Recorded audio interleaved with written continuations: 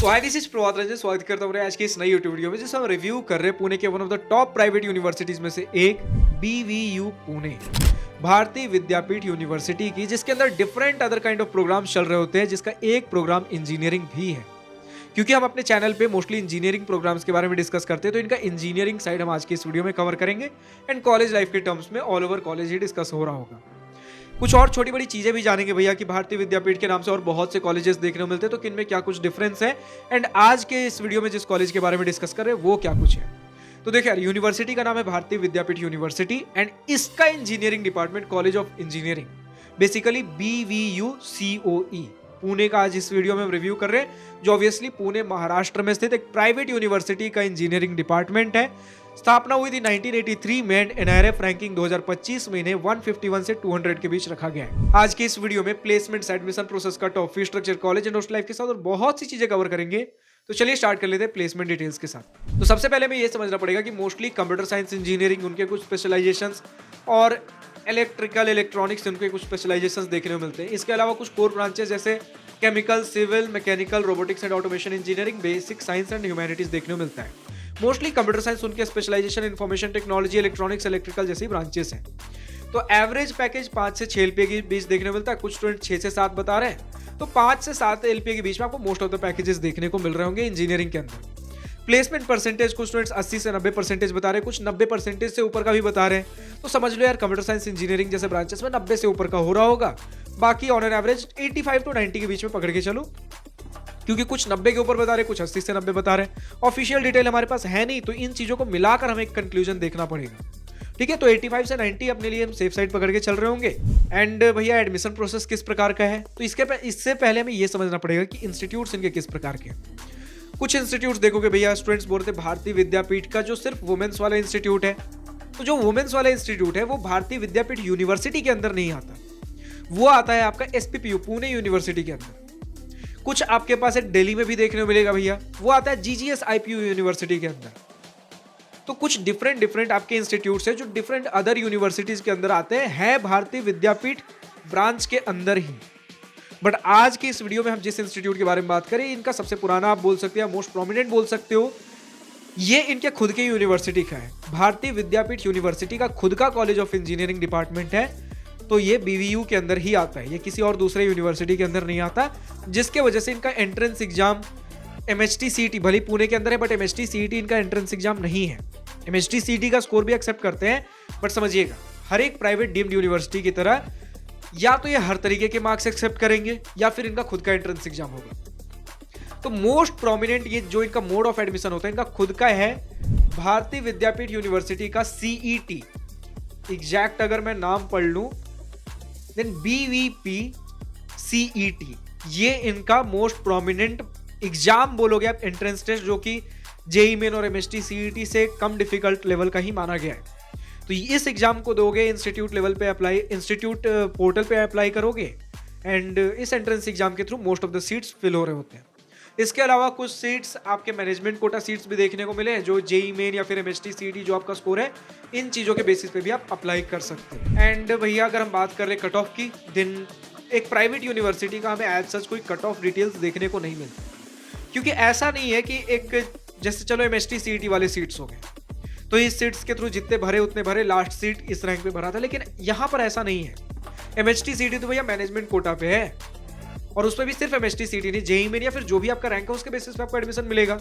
बाकी BVP CET का है, जो कि इनका खुद का इंस्टीट्यूट लेवल आपका काउंसलिंग है, एंट्रेंस एग्जाम है। तो इन सभी केसेज में हमें कुछ मैक्सिमम केसेज में जब भी प्राइवेट यूनिवर्सिटीज के इस प्रकार के एंट्रेंस एग्जाम होते हैं, हमें कट ऑफ डिटेल्स देखने को नहीं मिलते।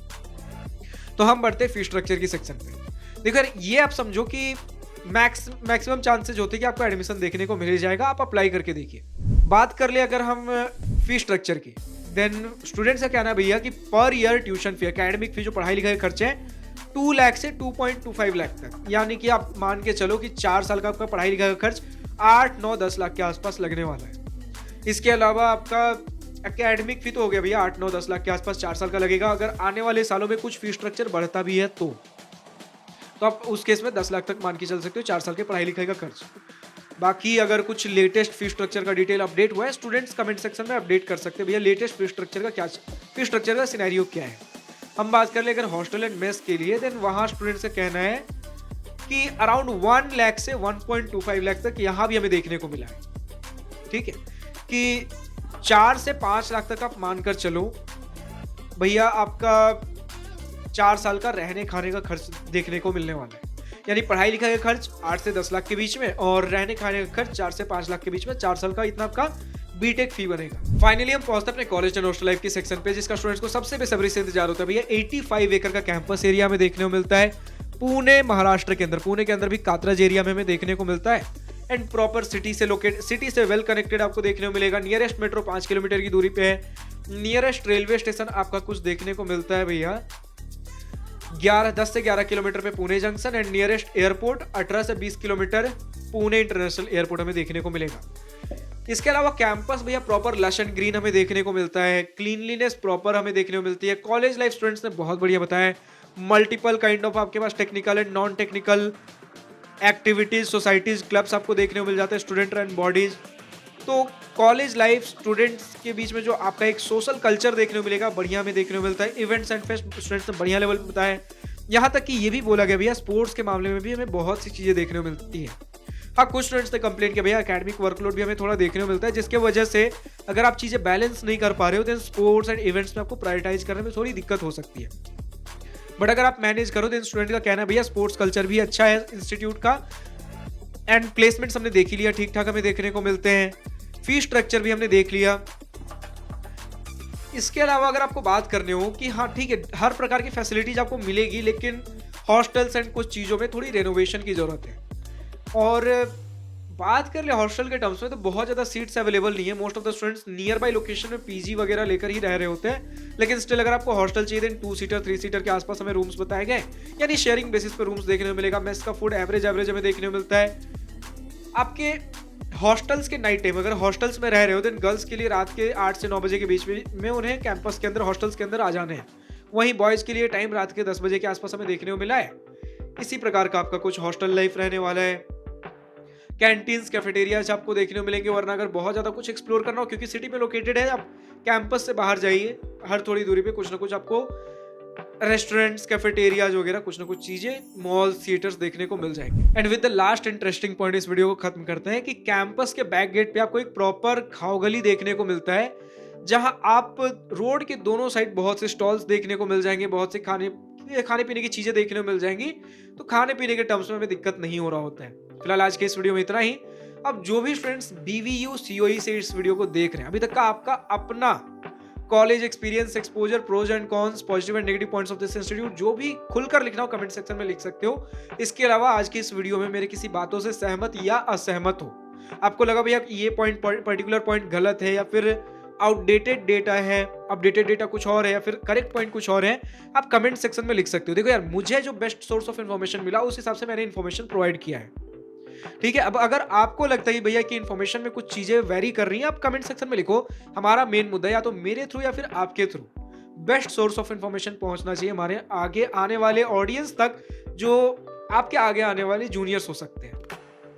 फिलहाल आज के इस वीडियो में इतना ही। अब जो भी स्टूडेंट्स और किसी दूसरे कॉलेज का वीडियो देखना चाहते हैं कमेंट सेक्शन में लिखकर बताइए नेक्स्ट वीडियो किस कॉलेज का चाहिए। आज के इस वीडियो में इतना ही। अगर वीडियो पसंद आया तो लाइक शेयर अपने दिल खोल करिएगा, और अगर कुछ दिल की बातें, कुछ मन की बातें लिखकर बतानी या पूछनी हो तो कमेंट सेक्शन आप ही के लिए तो है। Thank you for watching this video. Goodbye, nice day, wish you all the best for future, enjoy journey.